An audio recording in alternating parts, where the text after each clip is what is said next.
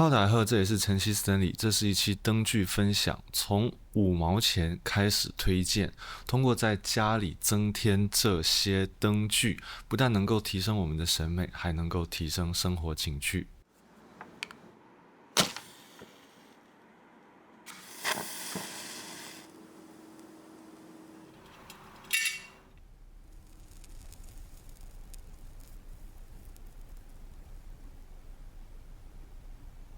相信大家关于上一期家居分享的内容看得还算过瘾。我家里布置的时候呢，有一个无主灯规则，就是没有吊灯、没有顶灯、没有射灯，只通过台灯跟落地灯还有氛围灯来打造家里的光线环境。那这种高对比的环境呢，也使整个家的氛围更加温馨。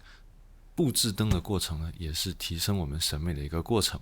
接下来就从最便宜的灯开始，它就是蜡烛灯。我们可以在网上用5毛1块购买这样的小圆蜡烛，然后把它放在敞口的容器当中。你家有没有这种透明的玻璃杯或者是小烛台呢？在晚上的路边呢，经常会有小摊小贩在贩卖这样便宜的玻璃杯。那我们平常在餐厅或者咖啡店吃饭的时候，也可以观察阳光穿过玻璃杯和水时候形成光线的折射的样子啊，来想象一下，如果中间是个烛台的话，它所能发出的这个氛围光。那烛光有一个特别好的一点，它就是会随风摆动，并且它形成的纹理呢是特别的漂亮的。那第二个要推荐的灯呢，就是这种圆形的灯具，它可以是 MUJI 最小号的便宜的拍拍灯，那也可以是这样子稍微高级一点，带有 APP 连接功能，可以调整不同光线的圆形的一个光球。那通过和一些摆件的搭配啊，可以形成特别的光照效果，那我就把它放在一个印章的鸡翅木底座上面，形成了一个非常有中式感觉的灯具啊。那在这个置物架上呢，就想要摆上一种中式氛围的概念。那另外一个 MUJI 的拍拍灯，我是把它放在一个茶碗里面。那当这个茶碗盖呢，它倾斜打开的时候，会向旁边散出一束光芒，照亮我旁边的这个葫芦。那另外就是这整个茶碗它本身也是半透光的，所以会使得这个茶碗感觉很有灵性的感觉。接下来稍微贵一点的灯具，没错，它们都来自宜家。那我很喜欢宜家设计的一些灯具，比如说贝克纳特，它现在用作我自行车架旁边角落的氛围灯。这个花苞的设计呢，向上会发出一个光束啊，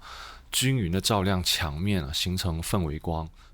这个是用合成纤维材质做的，在光照亮的同时，你可以看到这个合成纤维内部的纹理，就好像植物的纤维一样。它又不像野口勇一样的纸灯是用和纸的材料，显得非常的脆弱。那接下来这个灯呢，其实是我洗手台的壁灯，它像一个鹅卵石一样，是通过拉绳进行开关的。那这个灯呢，完完全全就是只要有光的效果，见光不见灯，所以通过这种方式呢，去照亮我的洗手台。下一个灯呢，是我放在浴室里面的一个氛围灯，它其实是宜家的露营灯，叫塔纳比。它是一个旋转可调节亮度的概念，虽然长得像露营灯，但它并不防水，也是线控开关，连接到我家的总开关，所以我并不用单独的去控制它。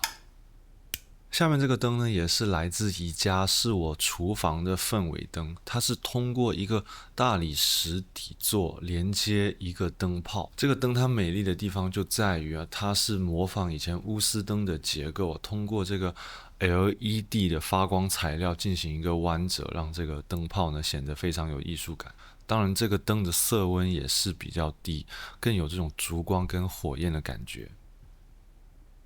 还有一个是我卧室的壁灯，也来自宜家，通过跟工业风的镀锌管线所结合。它大部分时候呢，我是不开它的，因为它照亮的区域呢，并不是一个重点照明，有点射灯的感觉。它照亮的这个区域是一些管线跟插座，并不是我想要强调的空间里面好看的地方，所以大多数时候这个灯呢，更多起的是一个造型的作用。说完了平价的宜家系灯具，让我们再贵一点点，就来到了这些非常可爱的小台灯。首先呢是来自 Lumina 的一个灯具，它非常可爱。我通常是把它跟我的咖啡角以及一些微缩景观所搭配在一起。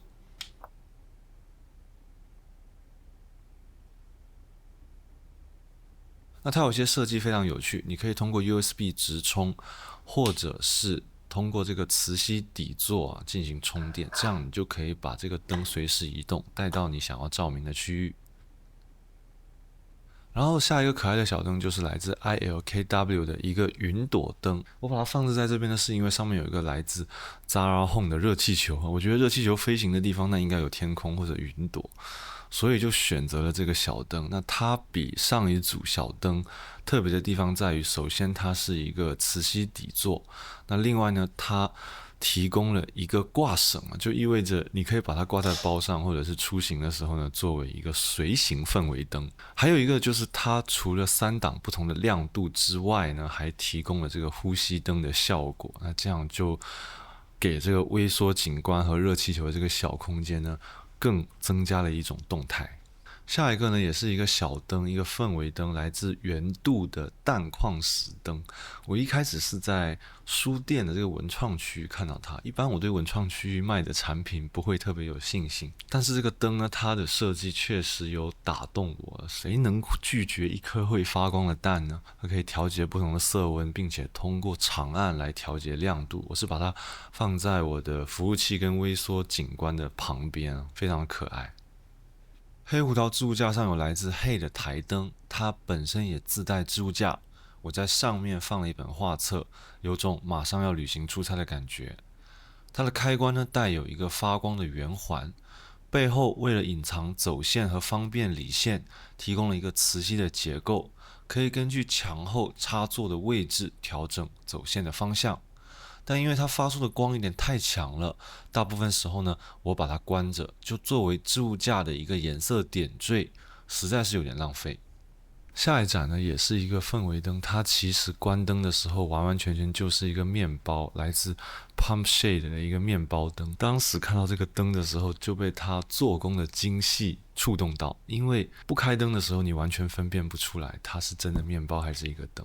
特别适合放在我的这个吐司机旁边啊，就给这个角落呢更有一些温馨的感觉。还有一盏特别的灯呢，是我电视柜旁边来自 Ritual Things 的这个熔烛灯。它的概念呢是通过里面液体跟蜡这个密度的配比，使得它通过灯丝加热一段时间以后呢，这个被融化的蜡就会在液体里面不断的上下翻腾，你完全可以盯着这个东西盯一天，观察这个蜡生成、翻腾、碰撞，然后又回归到底座的一个过程。它本身呢是会发热的，它的这个设计灵感应该是来自于1960、70年代外国影视剧作品当中的一个原创品牌。不过它在自己的这个造型设计上面呢，做出了特别的风格。我经常在看电视或者看电影的时候呢，就会开这个灯啊，作为一个氛围光进行陪伴。说完这些迷你台灯跟特殊氛围光的灯，我们再来看看可充电的台灯。那比如说非常经典的 N-Tradition 的花苞灯，类似的结构在其他各种所谓的设计师品牌也能经常看到。那我最喜欢它的一点就是它发出的光线呢是有方向性的，所以说在这个置物架上呢，很像是照亮了我的香水区，给它一个非常明确的空间指示。另外呢，这款灯具也是有非常多的颜色可以选择，它的颜色都非常均匀而且透亮，特别适合作为你一个空间当中比较出挑的存在。然后就是若奈的豆芽灯啊，那作为我餐边柜一个不规则的灯具啊，它这个小小的绿色发芽的感觉，使得这块空间特别有生机。我就希望在这边吃饭或者做咖啡的时候呢，是一个比较温馨的状态，所以这个角落的东西都会比较可爱。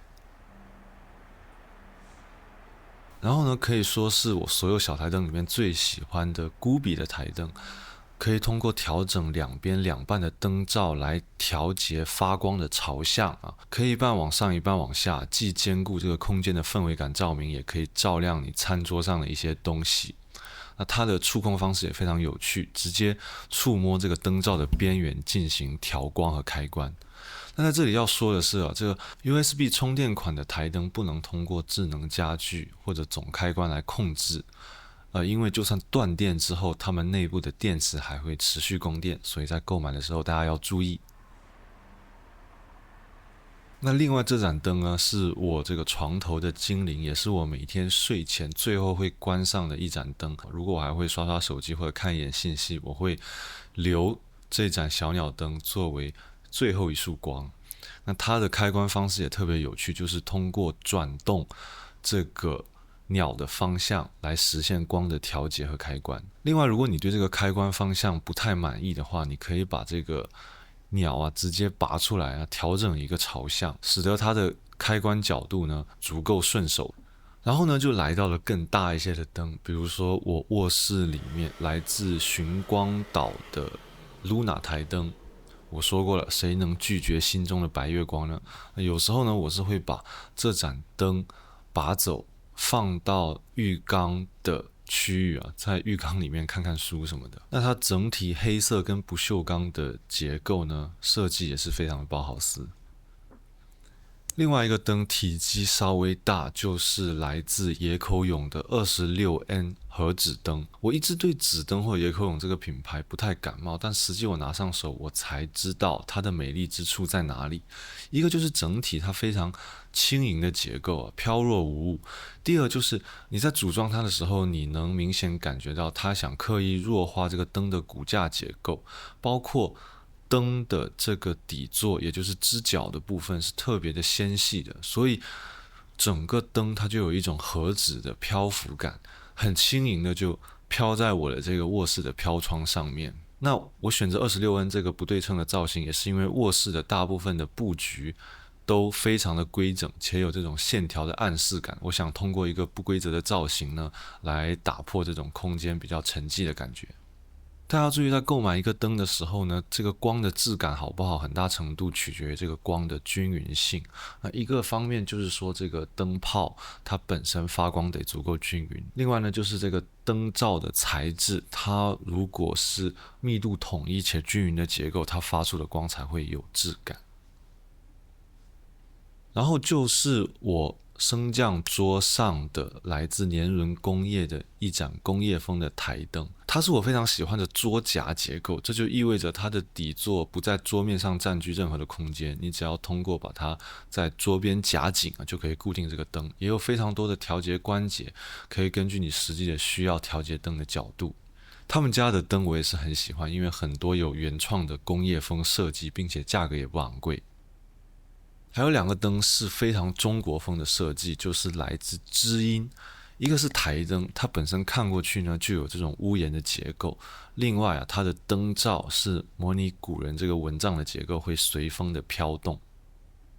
还有一个就是我在视频里面曾经提到过的火柴灯，可以像滑动火柴一样调整它的亮度，也可以根据你需要照明的区域呢移动进行照明。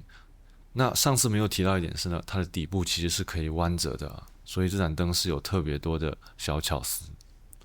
最后呢，还有两盏来自 Pullman 的灯，一个是我在阳台使用的梯形造型光的壁灯，它其实本身是用于户外的，除了防尘防雨之外呢，它发出的光是阶梯型的，也给我这个阳台的白墙增添了氛围光，并且给我的植物提供了重点照明。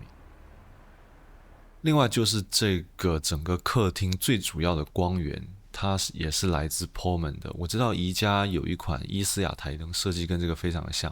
但是我看了宜家的灯之后呢，觉得一个是它的亮度不够，一个是它不可调光。那 Pullman 的灯我觉得贵并不在于它整个灯的材质或它的设计，它的贵在于它的光所发出的质感，不论是开灯关灯的时候总伴随着缓亮缓灭的过程，还是说整个光发出的均匀性跟它的这个可显色性，我觉得作为主要的光源来说，它都是一个不可省的花销。除此之外呢，它的底座啊跟整个灯柱的部分也非常的有质感。好，那这就是这期视频的所有内容。希望这期灯具大赏能让你感受到光的治愈，也能让你呢去购买一些属于自己家里的小灯具来提升审美。这里是晨曦 Stanley，我们在下期视频当中再见。